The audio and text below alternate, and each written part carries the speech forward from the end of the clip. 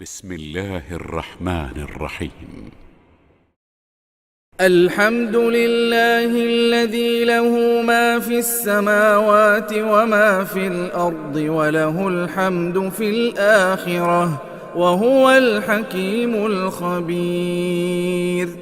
يعلم ما يلج في الأرض وما يخرج منها وما ينزل من السماء وما يعرج فيها وهو الرحيم الغفور. السلام عليكم ورحمة الله وبركاته. ഖുർആൻ പദം 1471 ദിവസത്തിലേക്ക് എല്ലാവരെയും ഹാർദമായി സ്വാഗതം ചെയ്യുന്നു. വിശുദ്ധ ഖുർആനിലെ 34-ാമത്തെ അധ്യായമായ സൂറത്ത് സബഇൻ്റെ ആമുഖവും 1-2 ആയത്തുകളുമാണ് ഇന്ന് പഠനവിധേയമാക്കുന്നത്. ക്ലാസ് ആരംഭിക്കുന്നതിനായി ആദരണീയനായ ഡോക്ടർ A.I. വിലായത്തുള്ള സാഹിബിനെ ക്ഷണിക്കുന്നു. السلام عليكم ورحمة الله وبركاته. أعوذ بالله من الشيطان الرجيم. بسم الله الرحمن الرحيم. الحمد لله الذي له ما في السماوات وما في الأرض وله الحمد في الآخرة وهو الحكيم الخبير. يعلم ما يلج في الأرض وما يخرج منها وما ينزل من السماء وما يعرج فيها وهو الرحيم الغفور. صدق الله العلي العظيم. വിശുദ്ധ ഖുർആനിലെ 34-ാമത്തെ അധ്യായമാണ് സൂറത്ത് സബ. ഈ അധ്യായത്തിലെ ആദ്യത്തെ 2 ആയത്തുകളാണ് ഞാൻ നിങ്ങളെ കേൾപ്പിച്ചിട്ടുള്ളത്. സൂറത്തുൽ അഹ്സാബിന്റെ പഠനം, അതുമായി ബന്ധപ്പെട്ടുകൊണ്ടുള്ള വിവിധ വിഷയങ്ങളെ പരസ്പര ചോദ്യങ്ങളൊക്കെ നമ്മൾ വിശദമായിട്ട് പഠിക്കുകയും ചോദ്യങ്ങൾക്കുള്ള പ്രതികരണം നൽകുകയൊക്കെ ചെയ്യുകയുണ്ടായി. ഇപ്പോൾ നമ്മൾ വിശുദ്ധ ഖുർആനിലെ 34-ാമത്തെ അധ്യായമായ സബഇലാണ് എത്തി നിൽക്കുന്നത്. ഒരു രാഷ്ട്രത്തിന്റെ പേരാണ്. പഴയകാലത്ത് ലോകത്ത് വലിയ സ്വാധീനം ഉണ്ടാക്കിയിരുന്ന ഒരു രാജ്യത്തിന്റെ പേരാണ് സബഅ എന്നത്. ഈ നാടുമായി ബന്ധപ്പെട്ടുകൊണ്ട് ചരിത്രത്തിൽ വിശ്രുതയായ ഒരു ഭരണാധികാരി, ഒരു സ്ത്രീ ചരിത്രത്തിൽ വളരെ ശ്രദ്ധേയമായി നിലകൊള്ളുന്നുണ്ട്. ബൽഖീസ് രാജ്ഞി, മലിക്കത്തു സബഅ എന്ന വിധത്തിൽ വിശുദ്ധ ഖുർആൻ അവരെ പരാമർശിക്കുന്നുണ്ട്. മഹാനായ പ്രവാചകൻ സുലൈമാൻ അലൈഹിസ്സലാമിന്റെ കാലത്ത് ചില സംഭവങ്ങളെ പരാമർശിച്ചുകൊണ്ടാണ് സബഅ വിശുദ്ധ ഖുർആനിൽ സൂചിപ്പിക്കപ്പെടുന്നത്. ഈ സൂറത്തിലെ 15-ാമത്തെ ആയത്തിൽ അങ്ങനെ ഒരു പരാമർശം വരുന്നത് കാണാൻ കഴിയും. ലഖദ് കാന ലി സബഇൻ ഫീ മസ്കനിഹിം ആയത്തുൻ ജന്നതാനി അൻ യമീനിൻ വശിമാൽ കുലൂ മിൻ റിസ്ഖി റബ്ബിക്കും വഷ്കുറൂ ലഹു ബൽദത്തുൻ ത്വയ്യിബ വറബ്ബുൻ ഗഫൂർ എന്ന വിധത്തിലാണ് ആ 15-ാമത്തെ ആയത്ത് വരുന്നത്. അതിലെ സബ എന്നൊരു പരാമർശമുള്ള അതിന്റെ തുടക്കത്തിൽ തന്നെ അങ്ങനെ കാണാം. ലഖദ് കാന ലി സബഇൻ ഫീ മസ്കനിഹിം എന്ന് പറഞ്ഞു. ആ പരാമർശത്തിൽ നിന്നാണ് ഈ സൂറത്തിന് സബഅ എന്ന പേര് വന്നിട്ടുള്ളത്. സൂറത്ത് സബ, അറബി ഭാഷയിൽ സൂറത്തു സബഇൻ എന്നാണ് അതിന്റെ വ്യാകരണ ഘടന അനുസരിച്ചുണ്ടാവുക. അത് പറയുമ്പോൾ നമ്മൾ സൂറത്ത് സബഅ എന്ന് പറയാറുള്ളൂ. അവസാന ഭാഗം ആ വിധത്തിൽ നമ്മൾ ഉച്ചരിക്കാറില്ല. അത് ചേർത്ത് പറയുമ്പോൾ, അതിനെ തുടർന്ന് വല്ലതൊക്കെ വരുമ്പോൾ അങ്ങനെ ചേർത്ത് പറയുകയും ചെയ്യും. സൂറത്തു സബഇൻ എന്ന നിലക്ക് അങ്ങനെ പറയുകയും ചെയ്യും. അപ്പൊ 2 ആയത്തുകളാണ് ഞാൻ നിങ്ങളെ കേൾപ്പിച്ചിട്ടുള്ളത്. അതിലേക്ക് വരാം. അതിന്റെ മുമ്പ് ഈ സൂറത്തിനെ കുറിച്ച് ചില കാര്യങ്ങൾ പൊതുവായിട്ട് പറയാമെന്നാണ് വിചാരിക്കുന്നത്. സൂറത്തുൽ അഹ്സാബിലെ പോലെ വളരെ വിശദമായ ചരിത്ര പശ്ചാത്തലം എക്സ്പ്ലോർ ചെയ്യാൻ വളരെ കൂടുതൽ വിഷയങ്ങൾ ചർച്ചയിൽ കൊണ്ടുവരാനുള്ള ഒരു സൂറത്തല്ല സൂറത്തു സബ. ഇത് നബി സല്ലല്ലാഹു അലൈഹി വസല്ലമയുടെ മക്കയിലെ ജീവിത കാലഘട്ടത്തിൽ അവതരിച്ച ഒരു സൂറത്താണ്. ഇതിന്റെ പേര് ഞാൻ സൂചിപ്പിച്ച വിധം 15-ാമത്തെ ആയത്തിൽ നിന്ന് ആയത്തിലുള്ള ആ സബബ് എന്ന പരാമർശം അത് ഈ സൂറത്തിന്റെ പേരായി നിശ്ചയിക്കപ്പെടുകയാണ് ചെയ്തിട്ടുള്ളത്. മക്കയില് നബി സല്ലല്ലാഹു അലൈഹി വസല്ലം അദ്ദേഹത്തിന്റെ ദൗത്യ നിർവഹണത്തിന്റെ 2-ാമത്തെ ഘട്ടത്തിൽ എന്ന് പറഞ്ഞാൽ എതിർപ്പും അദ്ദേഹം നേരിടേണ്ടി വന്ന ശക്തമായ മർദ്ദന പീഡനങ്ങളൊക്കെ വിശ്വാസികൾ പൊതുവെ നേരിട്ടിരുന്ന അതൊക്കെ രൂക്ഷമാകുന്നതിന്റെ തൊട്ടു മുമ്പുള്ള ഒരു കാലം, അല്ലെങ്കിൽ ആദ്യഘട്ടത്തിൽ തന്നെ എന്നും സങ്കല്പിക്കാവുന്നതാണ്. ഈ സൂറത്തിലെ ആയത്തുകളുടെ അതിലടങ്ങിയിട്ടുള്ള ആശയവും ശൈലിയും ഒക്കെ വെച്ച് നോക്കുമ്പോൾ ഒന്നുകിൽ ഈ മധ്യഘട്ടത്തിൽ അല്ലെങ്കിൽ അതിന്റെ മുമ്പ് ആദ്യഘട്ടത്തിൽ തന്നെ അവതരിച്ചിട്ടുള്ള സൂറത്തുകളിൽ ഒന്നാണിത്. വലിയ പീഡനങ്ങളോ അതുപോലെ ദുരിതങ്ങളോ ഒന്നും നേരിടേണ്ടി വന്നിട്ടില്ലാത്ത അതിന് തുടങ്ങുന്ന ആ ഒരു ഘട്ടത്തിലൊക്കെ ആയിട്ട് ഈ സൂറത്ത് അവതരിച്ചതായിട്ട് മനസ്സിലാക്കാൻ സാധിക്കും. ഹദീസുകളിലോ അല്ലെങ്കിൽ വിശുദ്ധ ഖുർആന്റെ ടെക്സ്റ്റൽ എവിഡൻസ് ഉള്ള വിധത്തിലോ ഒന്നും തന്നെ ഈ സൂറത്തിന്റെ അവതരണം കൃത്യമായിട്ട് എവിടെ വെച്ച് ഏത് കാലഘട്ടത്തിലാണ് എന്ന് സ്ഥാപിക്കാൻ സാധിക്കില്ല. ഇതിലെ ശൈലിയും ഉള്ളടക്കവും ഒക്കെ വെച്ചുകൊണ്ട് ഏകദേശം ഒരു അനുമാനത്തിലേക്ക് എത്തുക എന്നതാണ് സാധ്യമായൊരു സംഗതി. അപ്പൊ ഇതിന്റെ പേരിനെ കുറിച്ച് ഞാൻ സൂചിപ്പിച്ചു. ഇനി ഇതിന്റെ അവതരണം മക്കയില് ആദ്യഘട്ടത്തില് അല്ലെങ്കിൽ 2-ാമത്തെ മധ്യഘട്ടത്തില് എന്നൊക്കെ ഇത് അനുമാനമാണ്. ഇതിന്റെ ശൈലിയൊക്കെ അടിസ്ഥാനപ്പെടുത്തിക്കൊണ്ട് വ്യാഖ്യാതാക്കൾ എത്തിച്ചേരുന്ന ഒരു അനുമാനം ആണ് ഈ സൂറത്തിന്റെ അവതരണം മക്കയിലെ ആദ്യഘട്ടത്തിലോ 2-ാമത്തെ ഘട്ടത്തിലോ ഒക്കെ ആയിട്ടാണ് എന്നത്. പൊതുവെ മക്കയിലാണ് അവതരിച്ചത് എന്നതില് ഈ സൂറത്തുമായി ബന്ധപ്പെട്ടുകൊണ്ട് അങ്ങനെ ഒരു ആശയ അനൈക്യമൊന്നുമില്ല. അഭിപ്രായ വ്യത്യാസം അക്കാര്യത്തില് അങ്ങനെ പറയത്തക്കതൊന്നും ഇല്ല എന്നാണ് കാണാൻ കഴിയുന്നത്. ഇതില് നബി സല്ലല്ലാഹു അലൈഹി വസല്ലം ആ ഘട്ടത്തിൽ നേരിട്ടുകൊണ്ടിരുന്ന പ്രശ്നങ്ങൾ യഥാർത്ഥത്തിൽ പ്രബോധിത സമൂഹത്തിൽ നിന്ന്, അനുവാചകരിൽ നിന്ന് അദ്ദേഹം മുന്നോട്ട് വെക്കുന്ന ജീവിത ദർശനവും ആദർശം, ഈ വക കാര്യങ്ങളോട് അവരുടെ പ്രതികരണം എന്നുള്ള നിലക്ക് പരിഹാസം, പുച്ഛം, അതുപോലെ ആരോപണങ്ങൾ ഏറ്റുവാങ്ങേണ്ടി വരിക, അവരുടെ എതിർപ്പ് കൂക്കുവിളികള്, അതുപോലെ അങ്ങനെയൊക്കെയുള്ള ഒരു വിയോജിപ്പിന്റെയും അതൃപ്തിയുടെയും പ്രതികരണങ്ങളാണ് മുഖ്യമായിട്ട് ആ ഘട്ടത്തിൽ ഉണ്ടായിരുന്നത്. കായികമായ എതിർപ്പോ അല്ലെങ്കിൽ മർദ്ദന മുറകളോ ഒന്നും തുടങ്ങിയിട്ടുണ്ടായിരുന്നില്ല ആ ഘട്ടത്തിൽ എന്നതാണ് ഈ സൂറത്തിലെ പ്രതിപാദ്യം മുൻനിർത്തിക്കൊണ്ട് നമുക്ക് മനസ്സിലാക്കാൻ സാധിക്കുന്ന ഒരു കാര്യം. ഈ സൂറത്തിന്റെ ഉള്ളടക്കം എന്താണ് എന്ന് നോക്കുമ്പോൾ അന്ന് നബി സല്ലല്ലാഹു അലൈഹി വസല്ലം മുന്നോട്ട് വെക്കുന്ന ജീവിത ദർശനത്തിന്റെ വിശുദ്ധ ഖുർആനിൽ കൃത്യമായി അടയാളപ്പെടുത്തിയിരിക്കുന്ന ആദർശത്തിന്റെ പശ്ചാത്തലത്തില് മക്കയിലെ പ്രബോധിത സമൂഹം ഉന്നയിച്ച വിമർശനങ്ങൾക്ക് മറുപടി നൽകുക, അവര് നടത്തിയ പരിഹാസങ്ങളോട് പ്രതികരിക്കുക തുടങ്ങിയിട്ടുള്ള കാര്യങ്ങളാണ് ഈ സൂറത്തിൽ മുഖ്യമായിട്ടും അടങ്ങിയിട്ടുള്ളത്.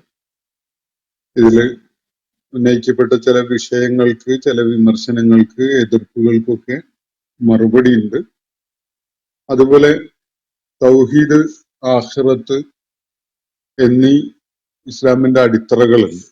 ഈ അടിത്തറകളെ അതിനെതിരില് ഈ അടിത്തറകളിൽ നിന്നുകൊണ്ടുള്ള ദർശനത്തെ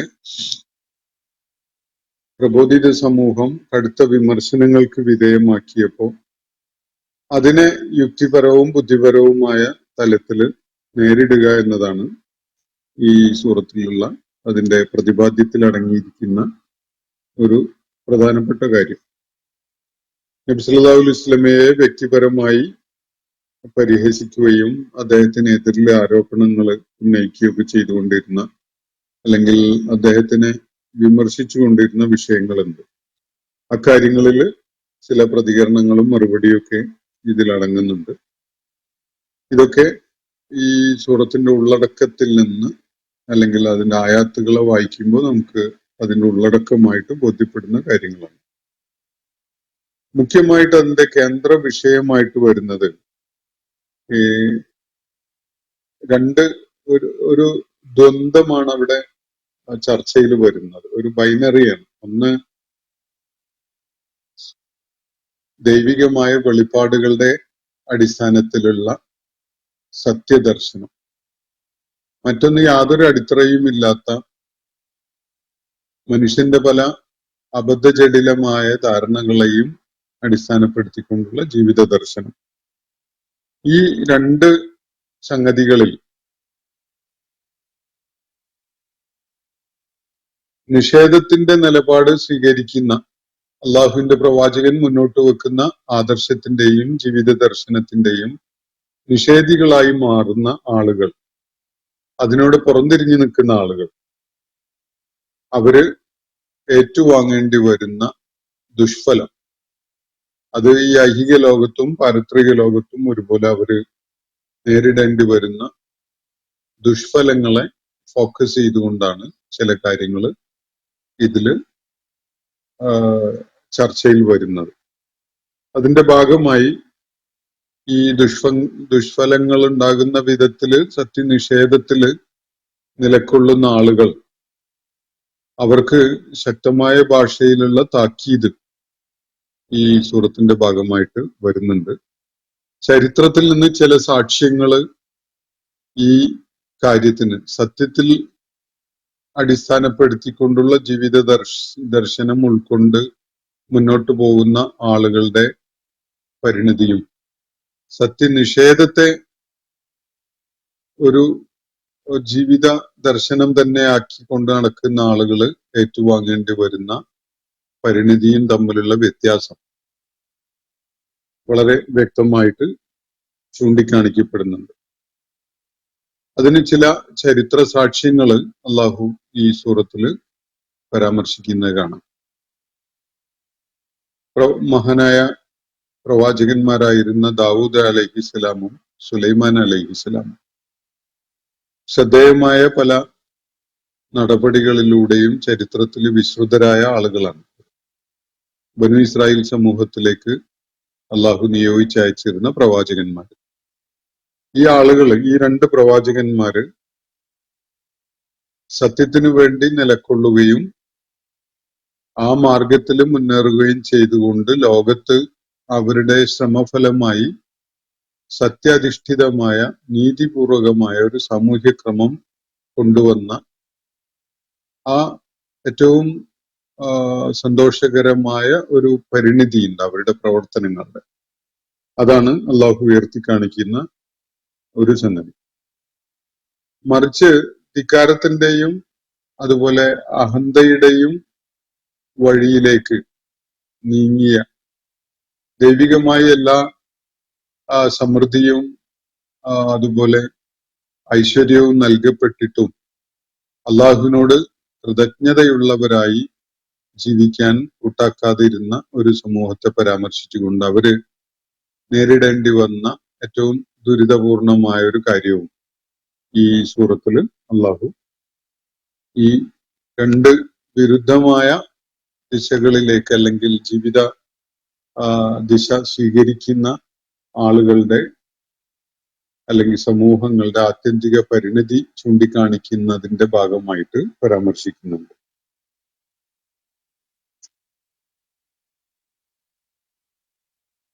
അതുപോലെ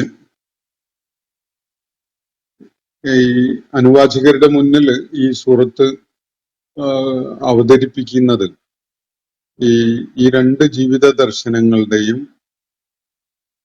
ഗുണവും ദോഷവും, തൗഹീദിന്റെയും ആഖിറത്തിന്റെയും അടിത്തറയിലുള്ള ജീവിത ദർശനം ഉൾക്കൊണ്ടുകൊണ്ട് മുന്നോട്ട് നീങ്ങുന്ന ആളുകൾ അവര് നേരിടുന്ന അല്ലെങ്കിൽ അവര് നേടുന്ന ആത്യന്തികമായ വിജയം ഒരു ഭാഗത്ത് പരാമർശിക്കപ്പെടുന്നു.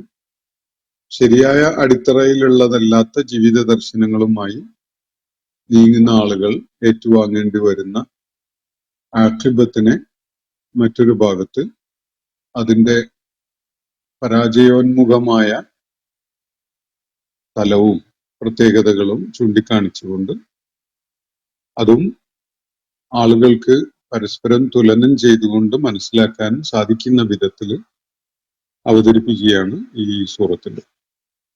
പൊതുവായി ഈ സൂറത്തുമായി ബന്ധപ്പെട്ടുകൊണ്ട് ഈ സൂറത്തിനെ പരിചയപ്പെടുത്തുന്ന വിധത്തിൽ പരാമർശിക്കാനുള്ള കാര്യങ്ങളാണ് ഞാൻ നിങ്ങളുമായി പങ്കുവച്ചിട്ടുള്ളത്. 54 ആയത്തുകളാണ് ഈ സൂറത്തിൽ അടങ്ങിയിട്ടുള്ളത്.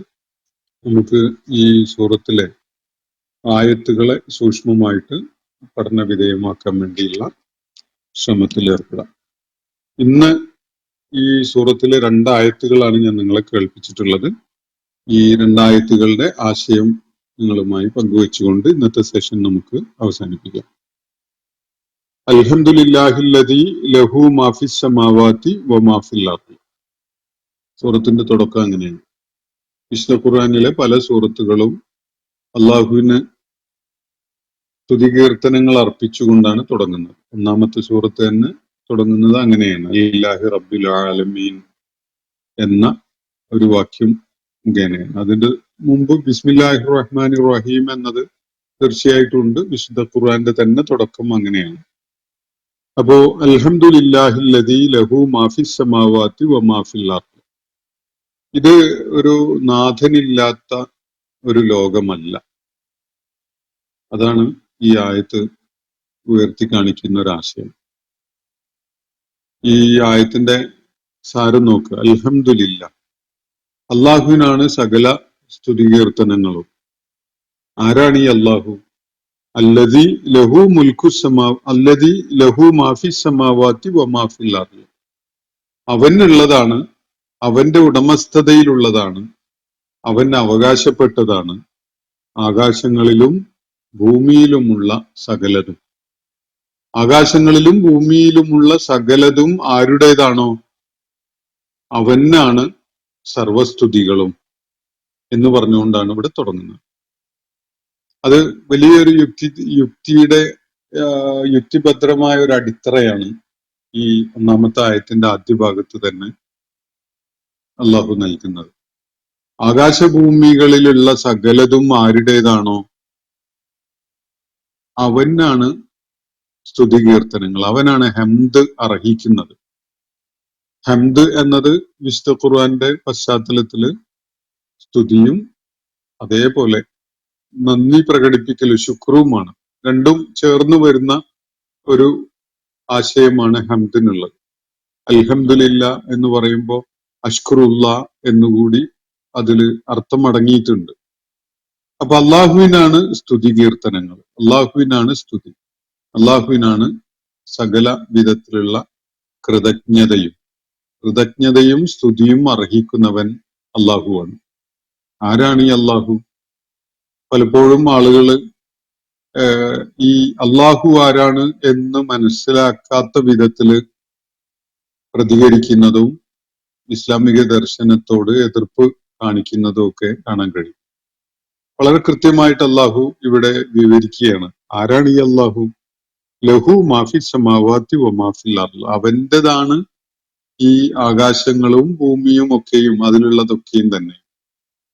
വേറെ ഒരു ഉടമസ്ഥൻ അതിനില്ല. അവന്റെ സൃഷ്ടിപ്പാണ്, അവന് ഉടമപ്പെട്ടതാണ്, അവന്റേതാണ്, അവന്റെ നിയന്ത്രണത്തിലുള്ളതാണ്.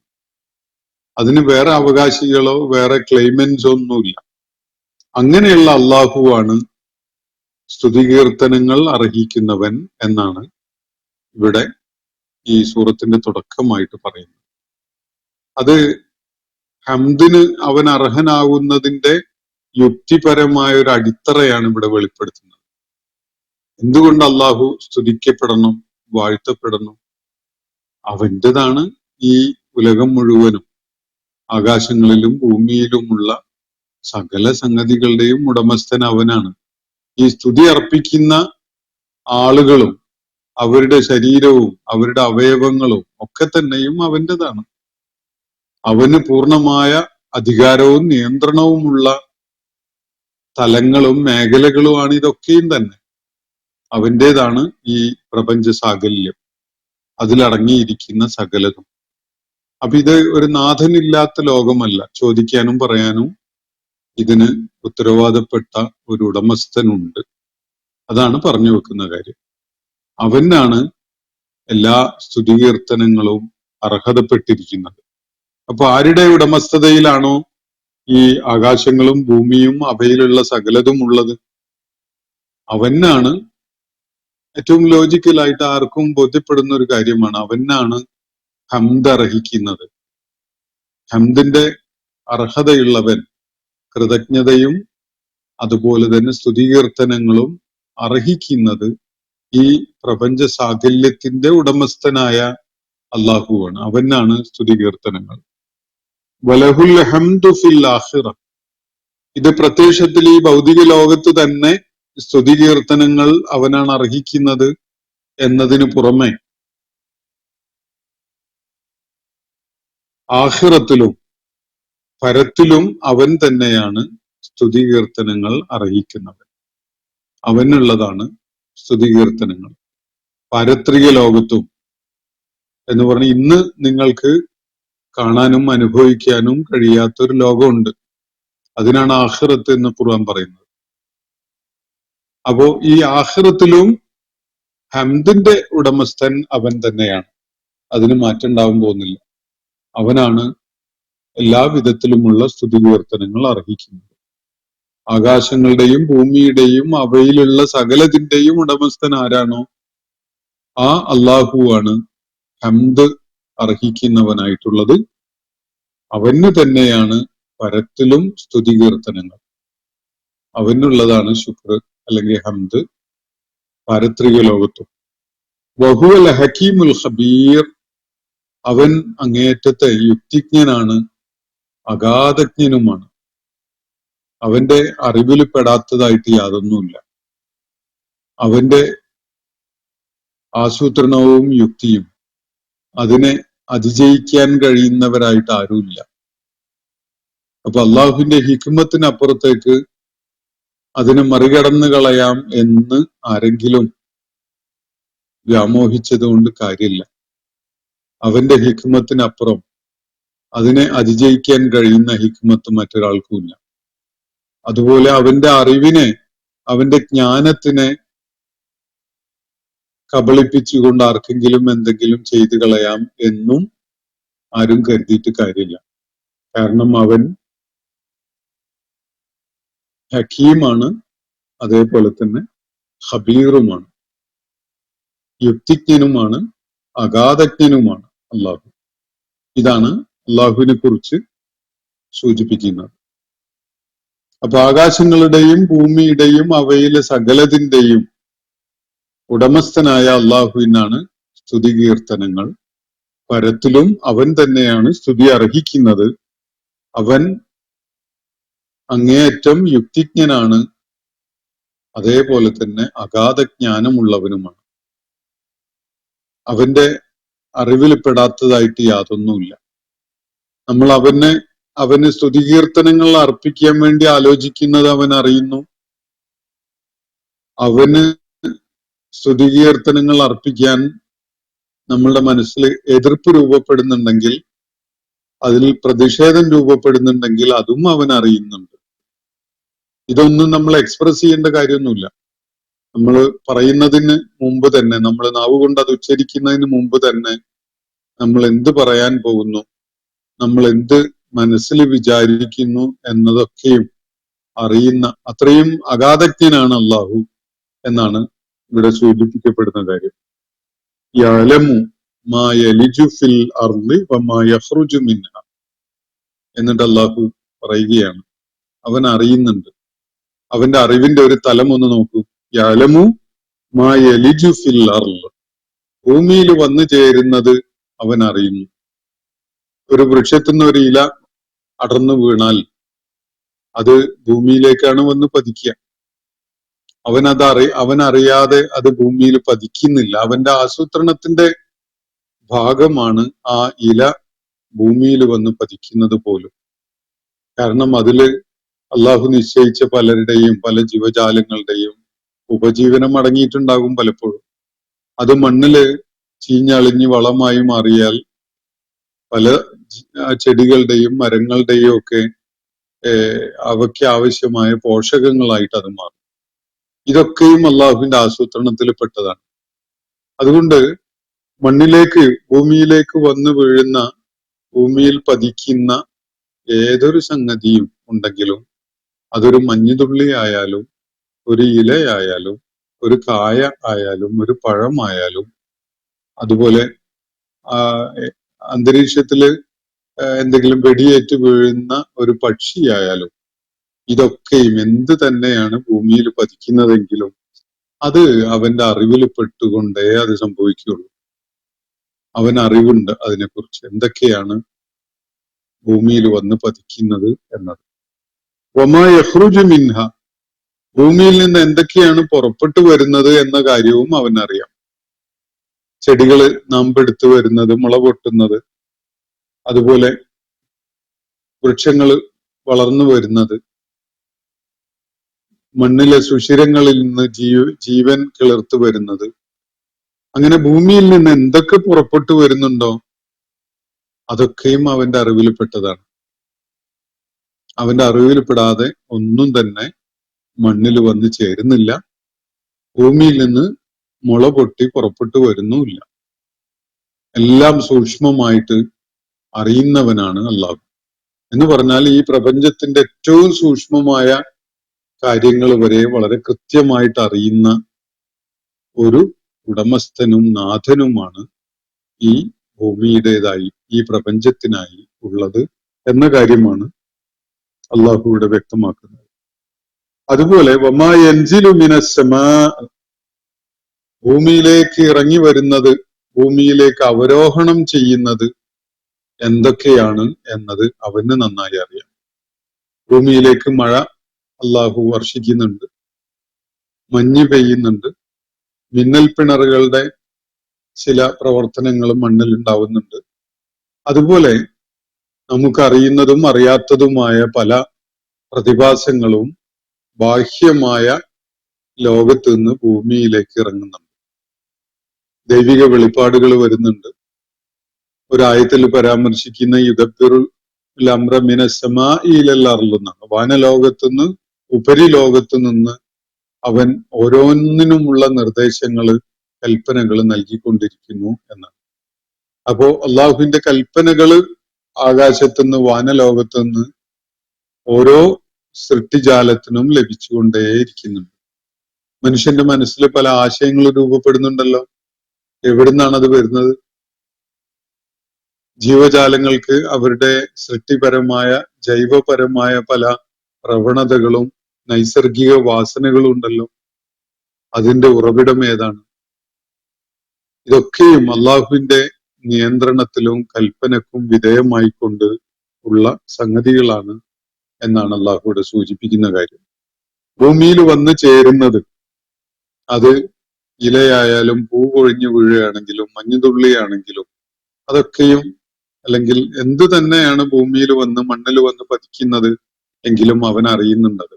അവന്റെ അറിവിൽപ്പെടാതെ യാതൊന്നും സംഭവിക്കുന്നില്ല. അതുപോലെ ഇവിടുന്ന് മുളച്ചു പൊട്ടിയുണ്ടാകുന്ന അല്ലെങ്കിൽ ഭൂമിയിൽ നിന്ന് പുറപ്പെട്ടു പോകുന്ന പലതും ഉണ്ടല്ലോ. ജീവജാലങ്ങളും അതുപോലെ സസ്യങ്ങളും ഒക്കെ ആയിട്ട് പലതും ഉണ്ട്, അല്ലാത്തതും ഉണ്ട്. നമുക്ക് അറിയുന്നതും അറിയാത്തതുമായ ഒട്ടേറെ കാര്യങ്ങളുണ്ട്. അതൊക്കെയും തന്നെ അള്ളാഹുവിന്റെ അറിവിൽ പെട്ടതാണ്. വമാ യൻസിലു മിനസ് സമാ, ആകാശത്തിൽ നിന്ന് ഇറങ്ങി വരുന്ന എന്ന് പറഞ്ഞാൽ അവരോഹണം ചെയ്തെത്തുന്ന, ഭൂമിയിലേക്ക് വന്നു ചേരുന്ന, വാനലോകത്തുനിന്ന് ഉപരിലോകത്തുനിന്ന് ഭൂമിയിലേക്ക് വന്നു ചേരുന്ന പലതുണ്ട്. അതാപൻ അറിയുന്നുണ്ട്. ഫീഹ, അതുപോലെ ഭൂമിയിൽ നിന്ന് ആകാശത്തിലേക്ക് കയറിപ്പോകുന്ന പലതുണ്ട്. അള്ളാഹുവിന്റെ കൽപ്പനകളെ കുറിച്ച് വിശുദ്ധ ഖുർആനില് അങ്ങനെ ഒരു പരാമർശം കാണാൻ കഴിയും. ഒരു നാളിൽ അവന്റെ ആ കൽപ്പനകളൊക്കെയും തന്നെ അവന്റെ അടുക്കലേക്ക് കയറിപ്പോകും, തിരികെ എത്തും എന്ന് പറയുന്നു. ഇതേ വാക്കാണ് അവിടെ ഉപയോഗിച്ചിട്ടുള്ളത്, യഅറുജു എന്ന്. മിഅ്റാജ് എന്ന പദം എല്ലാവർക്കും പരിചയം ഉണ്ടാവും. നബി സല്ലല്ലാഹു അലൈഹി വസല്ലമയുടെ വാനലോക യാത്രയാണ് മിഅ്റാജ്. ഭൂമിയിൽ നിന്ന് ഉപരിലോകത്തേക്ക് നബി സല്ലല്ലാഹു അലൈഹി വസല്ലമിനെ ജിബ്രീൽ അലൈഹിസ്സലാം കൂട്ടിക്കൊണ്ടുപോയ ഒരു സംഭവം. അതിന് മിഅ്റാജ് എന്നാണ് പറയാം. കയറിപ്പോവുക, മേലോട്ട് ഉയർന്നു പോവുക എന്നതാണ് അതിന്റെ അർത്ഥസൂചന. അപ്പോ ഇവിടെ അതേ പദമാണ് യഅറുജു എന്ന ക്രിയാരൂപത്തിൽ ഉപയോഗിച്ചിരിക്കുന്നത്. വമാ യഅറുജു ഫീഹ, ഈ ഭൂമിയിൽ നിന്ന് മേലോട്ടായി ഉയർന്നു പോകുന്ന വാനലോകത്തേക്ക് അല്ലെങ്കിൽ ഉപരിലോകത്തേക്ക് ഉയർന്നു പോകുന്നതൊക്കെയും അതും അവന്റെ അറിവിൽപ്പെട്ടതാണ്. വഹുവ റഹീമുൽ ഗഫൂർ, എന്നിട്ട് അള്ളാഹു പറയുന്നത് അവൻ ഏറെ കരുണയുള്ളവനും പുറത്തു കൊടുക്കുന്നവനുമാണ് എന്നാണ്. ഈ സംഗതികളുമായിട്ടൊക്കെ ബന്ധപ്പെട്ടുകൊണ്ട് മനുഷ്യൻ പല അബദ്ധങ്ങളും വെച്ച് പുലർത്തുന്നുണ്ട്, അബദ്ധ ധാരണകളും വെച്ച് പുലർത്തുന്നുണ്ട്, പല അബദ്ധമായ ചെയ്തികളും ചെയ്തു കൂട്ടുന്നുമുണ്ട്. അക്കാര്യങ്ങളിലൊക്കെ അള്ളാഹു ഏറെ കരുണയുള്ളവനും പുറത്തു കൊടുക്കുന്നവനുമാണ് എന്നാണ് അള്ളാഹുവിടെ നൽകുന്ന സൂചന. മനുഷ്യന് ഈ കാര്യങ്ങളെ കുറിച്ച് ആലോചിക്കേണ്ടതുണ്ട്. ഈ പ്രപഞ്ചം ആകസ്മികമായി താനേ ഉണ്ടായ ഒരു സംഗതി, ചോദിക്കാനും പറയാനും ആരുമില്ലാത്ത, ഒരു ഉടമസ്ഥനില്ലാത്ത, ഒരു നാഥനില്ലാത്ത, ഒരു ആസൂത്രകനില്ലാത്ത, ഒരു നിയന്ത്രകനില്ലാത്ത ഒരു സംഗതിയാണ് എന്ന് സങ്കല്പിക്കുന്ന ധാരാളം ആളുകൾ ലോകത്തുണ്ട്. പക്ഷെ അള്ളാഹു ഇവിടെ പറയുന്ന അങ്ങനെയല്ല. ഈ ലോകത്തിന് ചോദിക്കാനും പറയാനും ഒരു ഉടമസ്ഥനുണ്ട്, ഒരു നാഥനുണ്ട്, ഒരു നിയന്ത്രകനുണ്ട്. ആ നിയന്ത്രകനാണ്, ആ നാഥനാണ്, ആ ഉടമസ്ഥനാണ് അതിനെ സൃഷ്ടിച്ചിട്ടുള്ളത്. അവന്റെ അറിവിൽപ്പെടാത്തതായിട്ട് യാതൊന്നും ഇല്ല. ഭൂമിയിലേക്ക് ഉതിർന്നു വീഴുന്നത് അവൻ അറിയുന്നുണ്ട്. ഈ മണ്ണിൽ നിന്ന് പുറപ്പെട്ടു പോകുന്നത് അവൻ അറിയുന്നുണ്ട്. ആകാശത്തിൽ നിന്ന്, വാനലോകത്തിൽ നിന്ന് ഭൂമിയിലേക്ക് വന്ന് പതിക്കുന്നത് എന്തൊക്കെയാണ് എന്നവൻ അറിയുന്നുണ്ട്. അതുപോലെ ഈ ഭൂതലത്തിൽ നിന്ന് മേലോട്ട് ഉയർന്നു പോകുന്നത് എന്തൊക്കെയാണ് എന്നതും അവൻ അറിയുന്നുണ്ട്. നമുക്ക് ഈ ഉയർന്നു പോകുന്നതിന്റെ കൂട്ടത്തില് തീർച്ചയായിട്ടും ഈ നീരാവി പോലെയുള്ള സംഗതികളും കാണാം. അതും പെടും, അത് പെടൂല എന്നല്ല. അതുപോലെ ദൈവികമായ നിർദ്ദേശങ്ങളുമായിട്ട് ആ കൽപ്പനകൾ നടപ്പിലാക്കുന്നവരായിട്ട് മാലാഖമാര് ഭൂമിയിലേക്ക് ഇറങ്ങി വരുന്ന കാര്യം ഖുർആൻ പറയുന്നുണ്ട്. അവ തിരിച്ചു പോകുന്ന കാര്യവും സൂചിപ്പിക്കുന്നുണ്ട്. അതുപോലെ നമുക്ക് അറിയുന്നതും അറിയാത്തതുമായ ഒട്ടനേകം പ്രതിഭാസങ്ങളുണ്ട്. അപ്പോ ഭൂമിയിലേക്ക് വന്നു ചേരുന്ന, വാനലോകത്തുനിന്ന് ഉപരിലോകത്തുനിന്ന് ഭൂമിയിലേക്ക് വന്നു ചേരുന്നത് എന്തൊക്കെയാണ്, ഇവിടെ നിന്ന് മേലോട്ട് ഉയർന്നു പോകുന്നത് എന്തൊക്കെയാണ് എന്നതൊക്കെയും സൂക്ഷ്മമായിട്ട് അറിയുന്നവനാണ് അള്ളാഹു. ഈ അതിവിസ്മയകരമായ പ്രതിഭാസം ആയിട്ടാണ് ഈ ഭൂമുഖത്തെയും അതിന്റെ ചുറ്റുപാടുകൾ അടങ്ങിയിട്ടുള്ള ഈ പ്രപഞ്ച സംവിധാനത്തെയും നമുക്ക് കാണാൻ കഴിയുന്നത്. അതിലാണ് മനുഷ്യനെ അള്ളാഹു പ്ലേസ് ചെയ്തിരിക്കുന്നത്. അപ്പൊ ഈ അതിഗംഭീരമായ സംവിധാനത്തിനകത്ത് നിന്നുകൊണ്ട് മനുഷ്യൻ കാര്യങ്ങളെ വിലയിരുത്തുകയാണ്, മനസ്സിലാക്കുകയാണ്. പിഴവുകള്, വീഴ്ചകള് ഒക്കെ ബോധപൂർവമല്ലാത്തത് മനുഷ്യന് പലതും സംഭവിക്കും. അള്ളാഹു ഇവിടെ സൂചിപ്പിക്കുന്നത് വഹുവ റഹീമുൽ ഗഫൂർ എന്നാണ്.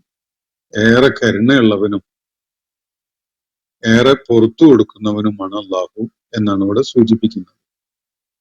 അപ്പോ ഇന്നത്തെ സെഷൻ നമ്മൾ ഇവിടെ അവസാനിപ്പിക്കുകയാണ്. സൂറത്തു സബയിലെ ആദ്യത്തെ 2 ആയത്തുകളാണ് നമ്മൾ ഇന്ന് പഠന വിധേയമാക്കിയിട്ടുള്ളത്. അള്ളാഹു നമ്മെ എല്ലാവരെയും അനുഗ്രഹിക്കുമാറാവട്ടെ. വാഖിർ ദഅവാന അനിൽ ഹംദുലില്ലാഹി റബ്ബിൽ ആലമീൻ. അസ്സലാമു അലൈക്കും വറഹ്മത്തുള്ളാഹി വബറകാതുഹു. ഇന്നത്തെ ഖുർആൻ പദം ഇവിടെ സമാപിക്കുന്നു. ഖുർആൻ പഠനത്തിൽ പങ്കെടുത്ത എല്ലാവർക്കും അള്ളാഹു അർഹമായ പ്രതിഫലം നൽകി അനുഗ്രഹിക്കട്ടെ. വആഖിറു ദഅവാനാ അനിൽ ഹംദുലില്ലാഹി റബ്ബിൽ ആലമീൻ. അസ്സലാമു അലൈക്കും വറഹ്മത്തുള്ളാഹി വബറകാതുഹു.